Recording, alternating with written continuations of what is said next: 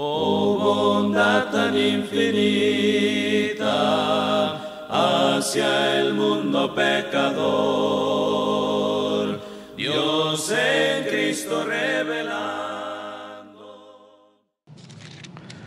Libro de los Hechos, capítulo 6, versículos 1 al 7, que es de donde va a estar basada la lección de esta ocasión. Libro de los Hechos, capítulo 6, versículos 1 al 7, dice de la siguiente manera: En aquellos días, como creciera el número de los discípulos, hubo murmuración de los griegos contra los hebreos, de que las viudas de aquellos eran desatendidas en la distribución diaria. Entonces los 12 convocaron a la multitud de los discípulos y dijeron: No es justo que nosotros dejemos la palabra de Dios para servir a las mesas. Buscad pues, hermanos, de entre vosotros a 7 varones de buen testimonio, llenos del Espíritu Santo y de sabiduría, a quienes encarguemos de este trabajo. Y nosotros persistiremos en la oración y en el ministerio de la palabra. Agradó la propuesta a toda la multitud, y eligieron a Esteban, varón lleno de fe y del Espíritu Santo, a Felipe, a Prócoro, a Nicanor, a Timón, a Parmenas y a Nicolás, prosélito de Antioquía, a los cuales presentaron ante los apóstoles, quienes orando les impusieron las manos. Y crecía la palabra del Señor, y el número de los discípulos se multiplicaba grandemente en Jerusalén. También muchos de los sacerdotes obedecían la fe. El tema que vamos a estar considerando se titula La importancia de servidores fieles en la congregación. La importancia de servidores fieles en la congregación. Toda iglesia necesita siervos fieles que se levanten y asuman con seriedad el trabajo del Señor. No basta con que exista un evangelista. No basta con que exista un buen programa de trabajo, ni tampoco basta con que la membresía crezca. No basta con eso para que una iglesia sea funcional. Cuando la iglesia en Jerusalén multiplicó sus miembros, también se multiplicaron muchos desafíos. Las necesidades se hicieron más grandes que la capacidad para atenderlas. Entonces el Espíritu Santo dirigió a la congregación a reconocer y apartar hombres dispuestos para servir. Ese ejemplo nos enseña que la vida de la iglesia no puede sostenerse solo por algunos cuantos o solamente por un individuo. Hacen falta que exista un pueblo comprometido, que existan siervos fieles que amen la unidad, que se dediquen a suplir necesidades y que trabajen para que la obra no se detenga de ninguna manera. Hoy vamos a considerar este pasaje para recordar por qué es importante que existan servidores fieles en la congregación. En el versículo 1 del capítulo 6 dice: En aquellos días, como creciera el número de los discípulos, hubo murmuración de los griegos contra los hebreos de que las viudas de aquellos eran desatendidas en la distribución diaria.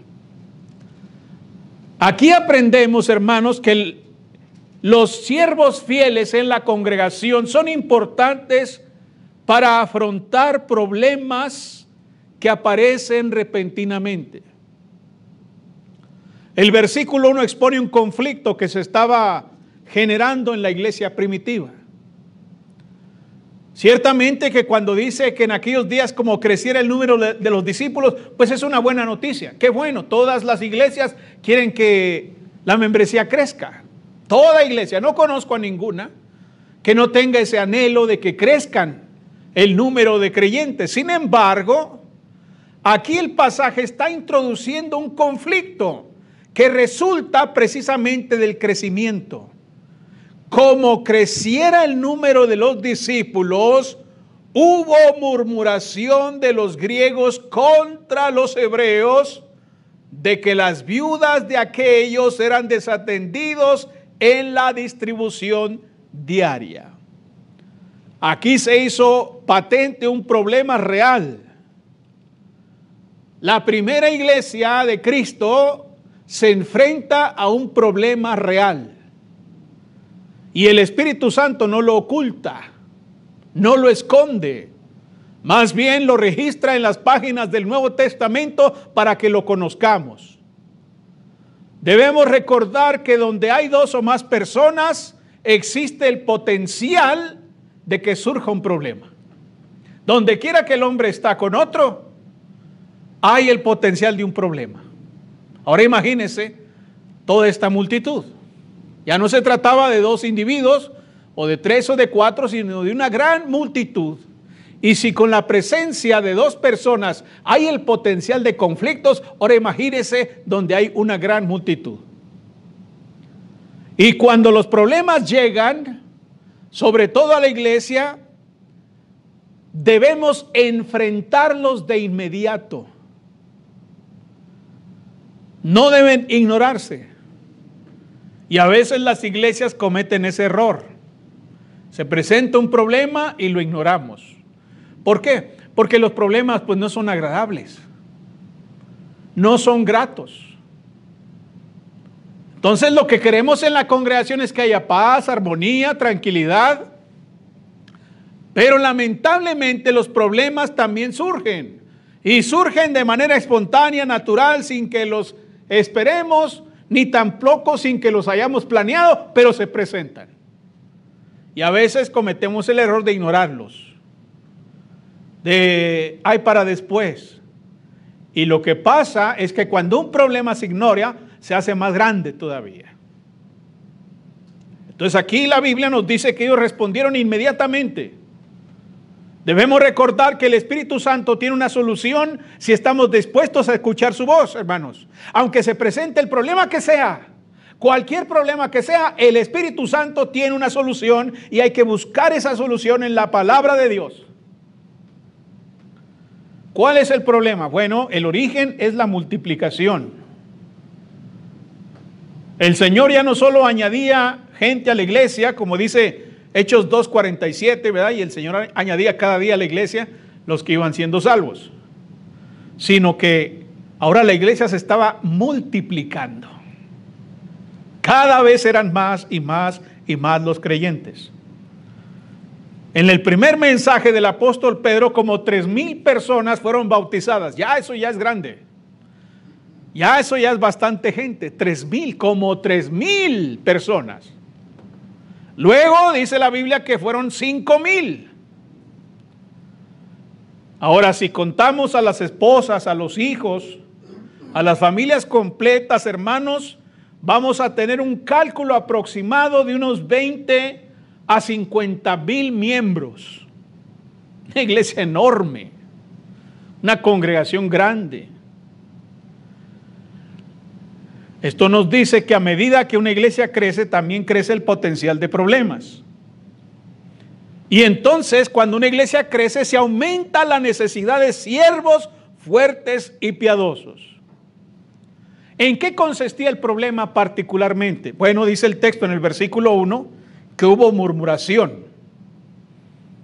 En la iglesia hubo dos grupos: los judíos de habla aramea, nativos de Israel, y los judíos helenistas que venían de distintas regiones griegas. Eran judíos fieles, pero habían absorbido rasgos culturales de los griegos. Así que esa diferencia provocó fricciones. La Biblia dice que estaban murmurando, estaban discutiendo en secreto, susurraban en los oídos de los demás lo que estaba pasando. Las hermanas por allá estaban diciendo, no, ¿cómo ves esto? Y algunos otros hermanos por allá murmurando en contra de lo que ellos consideraban injusto. Sus viudas estaban siendo desatendidas en la distribución diaria. Y en lugar de pegar de gritos, en lugar de dialogar, lo que hicieron fue murmurar. Y a veces pasa eso en la iglesia, hermanos. Yo a veces he preguntado por qué murmuran, y hay hermanos que dicen que porque tienen miedo. Dice, es que tenemos miedo de decirle al predicador. A mí hay hermanos que me tienen miedo, a mí. Los de la congregación local no, porque ya me conocen. Pero de otras iglesias, de otras congregaciones que no me conocen, me han dicho, hermanas me han dicho, yo a usted le tenía mucho miedo. Pues si nunca le he hecho nada a nadie. Imagínense los apóstoles. ¿Usted cree que hay hermanos que les tenían miedo? Sí, hermanos. Sí, sin duda que sí. Y no solamente un miedo así de, ay, me va a hacer algo, sino pues hasta cierto temor reverente, ¿no? De porque son apóstoles que hacen señales y milagros, prodigios. Pues sí hay cierto temor. Entonces comenzaron, en lugar de dialogar, comenzaron a murmurar. Ya de por sí la iglesia estaba lidiando con la persecución, como se indica en los capítulos 4 al 5, y además estaban lidiando con el pecado de algunos de sus miembros. ¿Se acuerda lo que pasó en Hechos capítulo 5?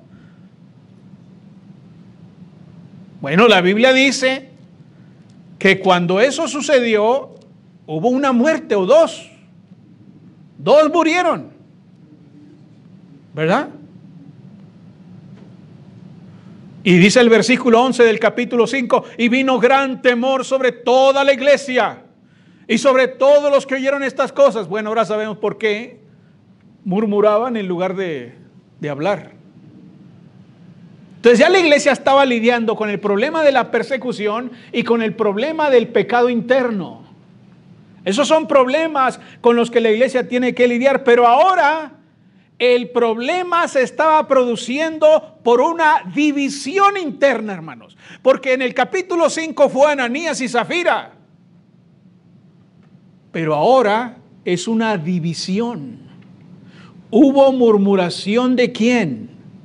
De los griegos contra los hebreos. Ah, caramba, aquí ya vemos una división en la iglesia. Ya no era el pecado de uno, o de dos, o de tres, no, aquí era una división, dos grupos. La iglesia estaba sufriendo una división interna. Y si esa división, hermanos, llega a madurar, esto podría paralizar la obra de la iglesia y dañarla profundamente. Imagínense qué hubiera pasado si la iglesia en Jerusalén, la primera iglesia, se divide en dos partes, hermanos. Por allá están los griegos, por acá los hebreos, dos congregaciones, y no se hablan. Porque es lo que pasa, ¿no? Cuando las iglesias se dividen, unos se van para allá, otros se van para otro lado, y ya no se hablan. Ya no se hablan, nomás están viendo a ver en qué se equivocan aquellos, y a ver en qué les va mal, y si les va mal se alegran, qué bueno, ándele, y ya no hay amor, ya no hay amistad, se acabó. Esto hubiera dañado mucho a la iglesia en Jerusalén. Hubiera sido un golpe terrible. Y eso sigue siendo cierto hasta nuestro tiempo. Porque las iglesias tienen que lidiar con muchos obstáculos y muchos problemas que vienen de fuera, que nos dañan, que nos afectan, pero también con posibles problemas internos. Cuando en una congregación hay hermanos que tienen conflictos unos contra otros, ese asunto puede crecer hasta hacerle un gran daño a la congregación y hasta puede detener la obra, estancarla por muchos años. Jesucristo dijo, ¿verdad?, que todo reino dividido contra sí mismo es asolado, y toda ciudad o casa dividida contra sí mismo, ¿qué? No permanece. Si eso es cierto para las ciudades y las casas o las naciones, sin duda alguna que también es cierto para las iglesias. ¿Qué es lo que quiere Cristo? La unidad. Cristo quiere la unidad. Cristo rogó por la unidad de sus discípulos. Todo cristiano que se niega a guardar la unidad en la congregación local está en abierta oposición a la voluntad de Dios. Por eso la Biblia nos exhorta a guardar la unidad del Espíritu, pero a que seamos ¿qué? Solícitos en guardar la unidad del Espíritu. Se nos manda que mantengamos la unidad de la congregación. Es un esfuerzo que cada individuo debe hacer. Ahora, ¿por qué se estaba dando este problema? Ya vimos que lo originó la multiplicación, empezó a haber murmuraciones, pero ¿cuál era el fondo? ¿Qué es lo que estaba provocando este problema? Bueno, la iglesia había determinado ayudar a sus miembros necesitados, ¿verdad? En Hechos capítulo 2, versículos 44 al 45, y también en el capítulo 4, versículos 34 al 37, los hermanos traían y daban y se ayudaba a los necesitados, pero a causa del gran crecimiento de la congregación, resultó que las viudas griegas no recibían su parte en la distribución. Pero no era una cuestión racial el problema, no era por cuestiones raciales, ni tampoco un problema de malicia. No es que un hermano estaba ahí, a esas hermanas no les des, no, ese no era el problema. Simple y sencillamente la tarea era enorme, hermanos. Era demasiada la tarea.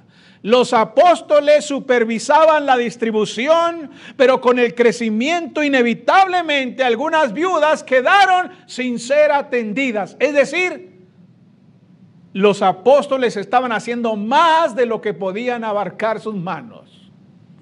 Eran solamente 12 individuos para atender todo eso.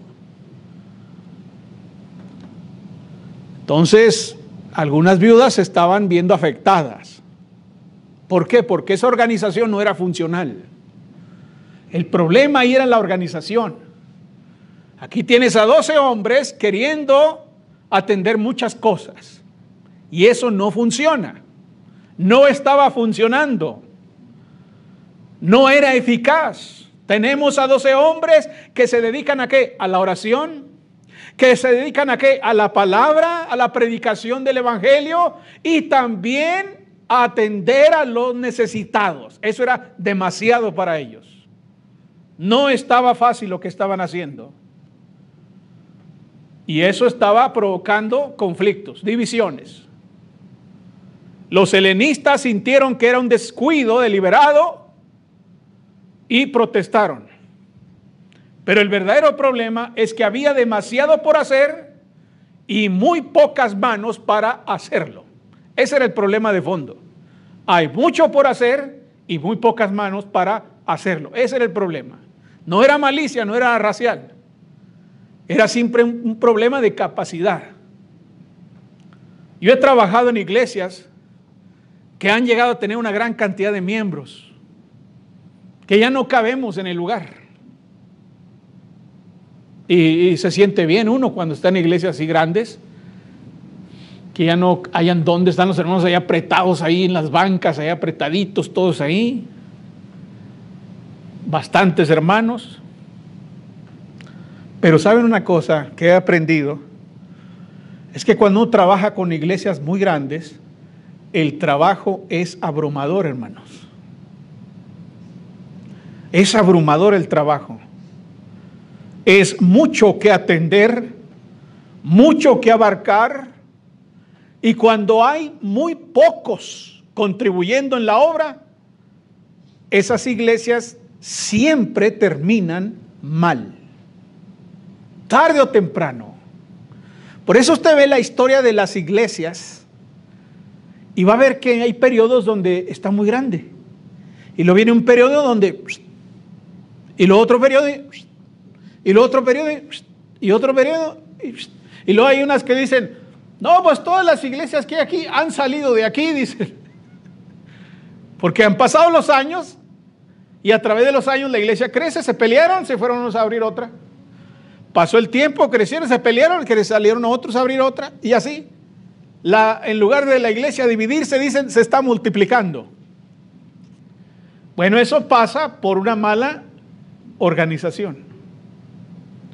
Y yo lo he vivido, hermano. He estado en iglesias así grandes Y la mala organización, la organización inadecuada, siempre va a llevarnos al fracaso, siempre. Así que yo, Lorenzo Luevano, junto con 2 o 3, hemos fracasado en congregaciones grandes porque no tenemos la capacidad psicológica o la logística para poder hacer el trabajo. Y no me da pena decirlo. ¿Sabe por qué no me da pena? Porque Moisés también fracasó. No me da pena decirlo porque los apóstoles también estaban fracasando. Porque no se puede. Un solo hombre, un solo pequeño grupo de hombres, cuando la multitud es mucha, simple y sencillamente no se puede, y sobre todo cuando quieren que la organización funcione bíblicamente, hermanos. No se puede. Moisés, cuando el pueblo quiso gobernar al pueblo, no podía. Y su suegro, creo que fue su suegro, ¿no? El que le dijo que con esa organización no iba a poder, que buscara tantos hombres de aquí, o sea, empezó a distribuir, ¿qué? El trabajo, hermanos. Y eso lo han sufrido ustedes quizás también alguna vez. ¿Qué sienten las hermanas cuando en la casa solamente ellas son las que hacen todo? ¿Qué le dicen a los hijos? Mi hijo, ayúdeme. No llegue y aviente la ropa nomás ahí. Ahí está un canasto, vaya y échela ahí. Y miren los zapatos. Y mire, ya me tumbaron allá. Y mire, ya dejó la cama extendida. Cooperen, contribuyan, quieren que yo haga todo. ¿Qué soy su sirvienta? Dicen más feo, pero hasta el esposo también me llega y se vaya a avientar la toalla ahí. O los zapatos ahí, la ropa interior ahí. Y la esposa le dice, oye, pues recógelos, ¿verdad? O sea, no te cuesta estirar la mano y pum. Entonces las hermanas saben que es muy difícil atender a muchos. Los varones también, en determinadas circunstancias, también se sienten abrumados. Y los predicadores, cuando están en iglesias grandes, es un trabajo sumamente complicado. Casi termina uno volviéndose loco por los conflictos que hay, que eso genera. Moisés no pudo hacerlo y ahora los apóstoles tampoco pueden. Vea, se le está saliendo de las manos el asunto. Se está saliendo de control. Los griegos contra los hebreos. Aquí hay una potencial división y los apóstoles están mostrando que no pueden con eso.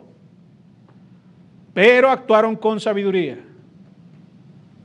Ahora, antes de eso es importante tener en cuenta que los siervos fieles en la congregación son importantes para atender conflictos en la iglesia, pero también son importantes para atender las prioridades de la congregación. Y es lo que nos dice el versículo 2. Dice el texto, entonces los 12 convocaron a la multitud de los discípulos y dijeron, no es justo que nosotros dejemos la palabra de Dios para servir a las mesas. Cuando surgió el conflicto, los apóstoles asumieron su responsabilidad. Reconocieron, ¿qué cosa? Que no podían hacerlo todo. Y le recordaron a la iglesia cuáles eran las prioridades que ellos tenían. ¿Cuáles eran las prioridades de ellos? Bueno, ahí lo dice. No es justo que nosotros dejemos la palabra de Dios para servir a las mesas. No es justo. No es correcto, no es bueno, no está bien, dicen ellos. No es correcto, no está bien, no es justo que nosotros dejemos la predicación de la palabra. ¿Por qué no es justo? Porque su primera obligación era dedicarse precisamente a eso. ¿Se acuerdan en la gran comisión? ¿Qué les dijo Jesús? Ir por todo el mundo y servir a las mesas y predicar el evangelio. ¿Dice así? ¿Los mandó Jesús a servir mesas en la gran comisión? No. Y de hacer discípulos a todas las naciones, bautizándolos en el nombre del Padre, del Hijo y del Espíritu Santo. O como dice Marcos, y predicar el evangelio a toda criatura. O como dice Lucas, y que se predicase en su nombre el arrepentimiento y el perdón de los pecados. ¿Cuál era la prioridad para ellos? predicar la palabra de Dios, dedicarse a la oración. Si pasaban gran parte de su tiempo atendiendo la benevolencia que estaban haciendo, no tendrían cómo preparar el alimento espiritual para el pueblo. Simplemente no había tiempo. Entonces no era cuestión de orgullo, hermanos. No es una cuestión de que ellos son orgullosos y dicen, a ver, nosotros no vamos a hacer eso porque somos apóstoles. No era cuestión de orgullo. Era una cuestión de capacidad, de prioridades. ¿Qué era más vital? ¿Repartir la ayuda o predicar la palabra? No era cuestión de orgullo, hermanos. Hoy en día la cosa funciona igual. La predicación bíblica es la actividad más importante para un predicador. A mí a veces cuando he estado en iglesias así, que se están poniendo de acuerdo para ver quién va a hacer el aseo y quién va a hacer esto y quién va a hacer el otro. Hay hermanos que me han visto feo cuando les digo, a mí no me ponga en la lista. Y me miran feo. Una vez un hermano me dijo, ¿usted no quiere hacer nada aquí? Le digo, o sea que yo nomás vengo y me quedo parado ahí. ¿Quién es el que da la clase? No, pues usted. ¿Y quién da el sermón? No, pues usted. Entonces, ¿por qué dice que no hago nada? Me acuerdo que una vez puse a predicar a unos varones que me criticaban porque dicen que él nomás viene y predica y quiere que le paguemos por eso. Y dije, muy bien, no me paguen, vamos a predicar todos. Hubieran visto el circo, hermanos. Me acuerdo el primero de ellos que pasó al frente y se soltó llorando como bebé. No hallaba qué hacer, le dio pánico. Y estaba llorando ahí y estaba confesando todos sus pecados. Tuve que intervenir y decirle, a ver, hermano, tranquilo, siéntese. Ya después él me dijo, no, yo pensaba que nomás era subirse y darle, ¿verdad? No, cuando tú vienes atrás del púlpito te estás jugando tu alma. Te estás jugando la salvación de tu alma. Porque eres una atalaya, eres un mensajero de Dios. Y si dices cosas que Dios no dijo, entonces Él te va a pedir cuenta. ¿Qué le dijo Pablo a Timoteo? Ten cuidado de ti mismo y de la doctrina, pues haciendo esto te salvarás a ti mismo y a los que te oyeren. No es cosa nomás venir aquí y empezar a hablar ahí, no. Aquí usted viene a jugarse su destino eterno. Entonces es algo serio. Entonces no, cuando yo les digo a los hermanos, no me pongan el aseo. ¿No quiere hacer nada? No, que tengo prioridades. Y somos bastantes como para que el aseo se haga bien. No hay necesidad de que yo esté en el aseo. Hay prioridades. Y los apóstoles están diciendo exactamente la misma cosa. Porque la predicación, la oración es la actividad más importante para todo predicador. Hay prioridades. Ahora, no estoy diciendo que las personas no sean una prioridad. La gente también es una prioridad. La iglesia no solo necesita buena predicación, sino también necesita cuidado personal. También la iglesia necesita cuidado. Ambos aspectos son esenciales, pero los apóstoles no podían cubrirlo todo. No podían estar dedicados a la oración y a la palabra y al mismo tiempo estar haciendo ese trabajo. Simplemente no se puede. ¿Qué era necesario? Delegar responsabilidades. Delegar responsabilidades. Necesitamos predicación sólida, bíblica, escritural. Pero también necesitamos que las personas sean atendidas. La iglesia tiene otras funciones que llevar a cabo. Pero un solo hombre no va a poder solo, no va a poder hacer todo. Y ese va a ser el foco de muchos problemas. Cuando solamente uno o dos son los que hacen el trabajo. Eso no es posible. Entonces la importancia de los servidores fieles se hace evidente por las prioridades que la iglesia tiene que llevar a cabo. También en los versículos 3 al 5 dice, Buscad pues, hermanos, de entre vosotros a 7 varones de buen testimonio, llenos del Espíritu Santo y de sabiduría, a quienes encarguemos de este trabajo. Y nosotros persistiremos en la oración y en el ministerio de la palabra. Agradó la propuesta a toda la multitud. Y eligieron a Esteban, varón lleno de fe y del Espíritu Santo, a Felipe, a Prócoro, a Nicanor, a Timón, a Parmenas y a Nicolás, prosélito de Antioquía. La importancia de servidores fieles en la congregación se hace evidente por la organización que los apóstoles determinaron. Ante el problema, los apóstoles instruyeron a la iglesia que escogieran 7 hombres para servir. Ahora, es muy importante que usted no confunda estos con los diáconos. Estos no son diáconos. Usted ha leído sin duda en Filipenses capítulo 1, ¿verdad? En el versículo 1, donde Pablo manda saludos a los obispos y diáconos. Bueno, estos no son esos diáconos, no es lo mismo. No son diáconos en un sentido oficial. Son diáconos estos en un sentido distinto, circunstancial. Ellos van a servir, van a hacer un trabajo en la iglesia, van a servir a la iglesia. Y obviamente se usa la palabra diaconeo. Ellos van a servir, pero no son propiamente diáconos en un sentido oficial. ¿Qué les encargan? Bueno, es importante notar que estos 7 varones no fueron instituidos como jefes de la iglesia. No son jefes de la iglesia. La palabra que hace referencia a su trabajo significa servidores de las mesas. Sirvientes, aquellos que sirven a la mesa, hombres que atienden las necesidades de otros y lo hacen con diligencia. Su tarea entonces no es gobernar, sino servir. De eso se trata.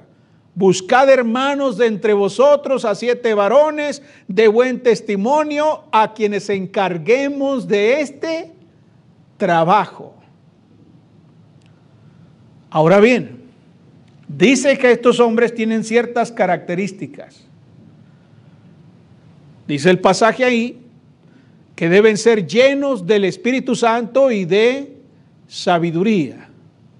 7 varones de buen testimonio, llenos del Espíritu Santo y de sabiduría. Ellos debían tener buen testimonio, es decir, cualquier hermano que desempeñe cualquier trabajo en la congregación debe ser íntegro, debe ser respetado por su vida. Es decir, que cada uno de nosotros debe vivir de esa manera. Alguien dice, yo voy a ser íntegro hasta que me escojan. No. Usted va a ser íntegro para ser escogido. ¿Sí? No es de que yo voy a ser íntegro hasta que me escojan. No. Si vamos a buscar hermanos íntegros, pero si usted no es íntegro hasta que lo escojan, entonces no vamos a encontrar a nadie. Todos tenemos que ser íntegros y respetados en nuestra vida, precisamente porque la oportunidad para servir se va a hacer presente en cualquier momento, ya sea en un área o en otra. Dice el texto que deben ser llenos del Espíritu Santo. Estos hombres se distinguen por dejarse guiar por la doctrina, por la enseñanza de la palabra de Dios. Eso es ser lleno del Espíritu. Deben ser llenos de sabiduría, capaces de tomar decisiones sensatas, serias, basadas en la voluntad de Dios. Ellos no escogen, no son pragmáticos, hermanos. No es de que vamos a ver qué es lo mejor en un sentido práctico. No.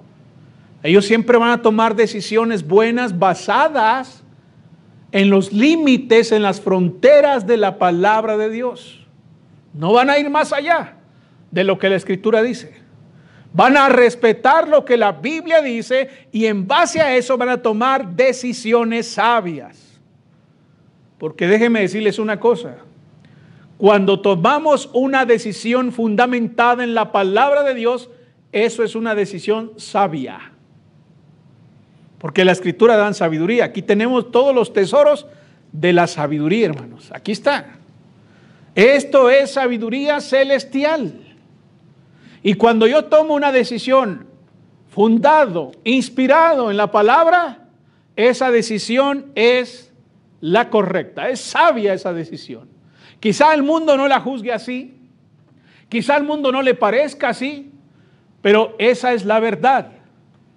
Entonces, ¿qué tenemos? Tenían que tener ciertas características estos hombres, llenos del Espíritu Santo, de buen testimonio y llenos de sabiduría. Y eso es para todos, porque no vamos a ser de buen testimonio, ni llenos del Espíritu Santo, ni llenos de sabiduría hasta que nos escojan. No, vamos a ser de buen testimonio, llenos del Espíritu Santo y llenos de sabiduría, para que nos escojan a nosotros, para ejercer el servicio en cuanto se abra la oportunidad. No me voy a bañar para ir, no, ya estoy bañado. Y en cualquier momento que se ofrezca, estoy listo para servir. Por eso estoy hablando de siervos fieles. La iglesia eligió a los 7 y los apóstoles confirmaron su elección. Entre ellos estaban 2 hombres que van a sobresalir, Esteban y Felipe. Estos 2 hombres fueron usados poderosamente como evangelistas. Esto quiere decir que cuando comenzamos a servir a la iglesia en aquello que parece de poca importancia, eso nos puede llevar a servir en cosas mucho más grandes. ¿Ya ven? Ahí están estos hombres. Ahí están, dice el texto, agradó la propuesta a toda la multitud y eligieron ¿a quién? A Esteban. ¿Ven? Lo eligieron para servir a las mesas. Pero después lo vamos a ver, ¿qué cosa? Predicando con denuedo la palabra de Dios. Comenzó sirviendo mesas y terminó su vida testificando acerca del evangelio. Cuando servimos a Dios, cuando estamos trabajando en la iglesia, cuando nos estamos ejerciendo, cuando estamos funcionando, mis hermanos, eso nos capacita y eso nos lleva a otra clase de servicio mucho más grande, hermanos. Quizá usted puede comenzar haciendo el aseo, pero muy pronto se va a ver en una hora más grande. El punto es que siempre estemos disponibles para Dios, siempre. Yo no entré a la iglesia, hermanos, un domingo y luego ya me subí al púlpito. No, yo recuerdo que aún antes de ser cristiano yo siempre andaba ahí en la congregación, participando en lo que podía. Después me bautizo y empiezo a funcionar en algunas cosas, a contribuir, a cooperar. Y una cosa me llevó a otra y a otra y a otra y a otra, y aquí estoy ahora detrás del púlpito o allá en la calle predicando. Entonces, el punto es que siempre debemos estar activos en la iglesia. La actividad nos puede llevar a cosas más grandes. La inactividad nos va a dejar sepultados en la historia de esa congregación. Sepultados. ¿Sabe cómo nos van a recordar? El hermano que hacía hoyo ahí en la banca. El hermano que dejó marca ahí. ¿Verdad? Ya todos saben. Es más, lo que recuerdan es que usted se sentaba ahí. Eso es todo lo que recuerdan.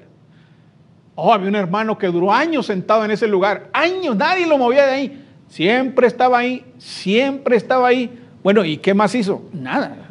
Lo conocemos por el que se sentaba ahí. ¿Usted cree que eso es honroso? ¿Eso glorifica a Dios? ¿Que seamos conocidos como el que siempre se sienta ahí? No, hermanos, tenemos que desarrollarnos, pero para desarrollarnos necesitamos movilidad. Necesitamos ser dinámicos, necesitamos servir, trabajar. Y una cosa nos va a llevar a otra, y el Señor nos va a ir utilizando según Él crea adecuado. Felipe empezó aquí sirviendo mesas, y después lo vamos a ver qué cosa, llevando el evangelio a otros lugares, a otras regiones, a otras partes. El Señor lo comenzó a usar. Le dijo, ve por ese camino, y ahí va, por el camino que desciende hacia el sur, ahí va. Y le dijo, acércate y júntate a ese carro. Y de ahí se lo llevó a otro lugar y a otro lugar, hermanos, comenzó sirviendo mesas. Y el Señor lo movió para ser su mensajero en otros lugares. ¡Qué grande honor! ¡Qué grande honor ser usado por Dios para llevar el Evangelio a otros lugares, hermanos! Es un gran honor eso. La iglesia de Jerusalén prosperó, dice el último versículo, en el 7, y crecía la palabra del Señor. Vea, ahora había armonía, ese es el producto de la armonía. El problema se arregló y crecía la palabra del Señor y el número de los discípulos se multiplicaba grandemente en Jerusalén. También muchos de los sacerdotes obedecían la fe. Grande bendición. La iglesia prosperó, ¿por qué? Porque contó con siervos fieles que abrazaron el llamado a servir con gusto, con honorabilidad. El resultado fue crecimiento, bendición, y el evangelio avanzó enormemente. Las iglesias siguen necesitando lo mismo hoy. Decimos, la iglesia necesita crecer, pero ¿qué sucede antes de crecer? Para que una iglesia crezca se requieren siervos fieles. Para que una iglesia exista se requieren siervos fieles. ¿Ven? Ese es el orden bíblico. Ese es lo natural. No hay iglesia, van los siervos fieles. Ahora hay una iglesia. ¿Esa iglesia debe crecer? Sí. ¿Qué se requiere? Siervos fieles. ¿Ven? Antes de que la Biblia nos diga, y crecía la palabra del Señor y aún muchos sacerdotes obedecían la fe, antes vemos el trabajo de siervos fieles. Es importante eso. La iglesia hoy necesita eso, servidores fieles, hombres y mujeres de carácter íntegro, llenos del Espíritu Santo y con sabiduría para atender las necesidades en el pueblo de Dios. No se trata de buscar títulos. Por eso aquí no se les dan títulos. Aquí no hay títulos, no dice son diáconos, no. Hay hermanos que confunden porque aquí arriba dice elección de los 7 diáconos. No, eso está mal. Estaría correcto decir elección de los 7, hasta ahí. Pero diáconos, eso no, porque no son diáconos en sentido oficial. Es un trabajo circunstancial, temporal, pero no son diáconos todavía. No hay títulos aquí, hay un trabajo que hacer. Eso es lo que dice. ¿Qué son? Son hermanos fieles, son 7. ¿Y qué van a hacer? Encargarlos de este trabajo. ¿Ven? No hay títulos. No hay títulos aquí. No hay prestigio. No hay posiciones. Entonces, ¿qué hay? Solamente hay corazones dispuestos para trabajar en favor de la iglesia, para el progreso de la iglesia y para la unidad de la iglesia. Evitaron una terrible división estos hermanos. Fue el remedio perfecto para solucionar ese problema. Lo que esta congregación llegue a hacer en el futuro dependerá en gran medida de que existan siervos fieles. Eso es todo. Dice, hermano, no completamos 7. Bueno, con 2 que haya. Con 2 o 3 que haya. ¿Sí? Porque tampoco somos 5,000. Dijeron, no somos 5,000, no, pues no van a poder. Entonces esta iglesia va a prosperar, se va a multiplicar si hay siervos comprometidos con la obra. Toda iglesia que tiene siervos fieles, comprometidos, prospera. Por eso pidamos al Señor que despierte en nosotros un espíritu de servicio, de sacrificio, que nos guíe a apoyar la obra con dedicación y que levante entre nosotros obreros. Hay que rogar por obreros. Rogad al Señor de la mies que envíe obreros a su mies. Y bueno, digamos como dijo Isaías, aquí estoy. Yo estoy, ¿qué? Dispuesto. Envíame a mí. Entonces esta iglesia necesita obreros fieles, siervos fieles, comprometidos con el Señor. Y otras, las demás iglesias, o hermanos que me escuchan en otros lugares también requieren siervos fieles para que la obra prospere. Muchas gracias por su paciencia, hermanos. Dios les bendiga. Oh bondad tan infinita hacia el mundo pecador. La Iglesia de Cristo en Rivera Luna le invita a sus actividades los domingos a las 10 de la mañana. Estamos ubicados en el número 3331, esquina con Rivera y Luna, en El Paso, Texas, 79905. Todos serán bienvenidos. De salud, solo en él hallaré